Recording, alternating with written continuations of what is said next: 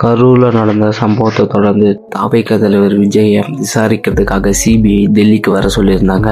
அவர் மட்டும் இல்லாம காவல்துறை சார்பா ஏடிஜிபி டேவிட்சன் அவர்களும் திருப்பூர் ஐஜி நிர்மல்குமார் அவர்களும் விசாரணைக்கு வர வைக்கப்பட்டிருந்தாங்க. காலை 11:45 மாலை 6 மணி வரைக்கும் தாவேகா தலைவர் விஜய் கிட்ட விசாரணை நடத்தப்பட்டுச்சு. கிட்டத்தட்ட 7 மணி நேர விசாரணையில நிறைய கேள்விகள் அவரிடம் கேட்கப்பட்டுச்சு. எத்தனை பேர் அனுமதிக்கப்பட்டனர், எத்தனை பேர் வந்தனர், தொண்டர்களுக்கு தேவையான வசதிகள் செய்யப்பட்டதா அப்படின்னு சொல்லி நிறைய கேள்விகள் விஜயிடம் கேட்கப்பட்டுள்ளது. போலீஸை விசாரிக்கும் போது அவங்க சைட்ல இருந்து சில குற்றச்சாட்டை வச்சிருக்காங்க.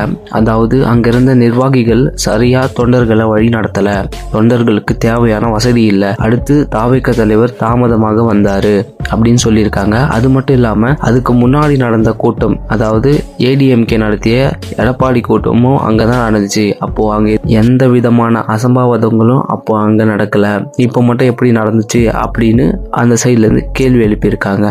இதை தொடர்ந்து 2ஆம் கட்ட விசாரணைக்காக தாவேகா தலைவர் விஜயை 13ஆம் தேதி வர சொன்னாங்க. அதுக்கு அவர் சைட்ல இருந்து நான் பொங்கலுக்காக பர்மிஷன் கேட்டிருந்தாரு. ஸோ பொங்கல் முடிஞ்சு மீண்டும் 2ஆம் கட்ட விசாரணைக்கு ஆஜராக சொல்லியிருக்காங்க.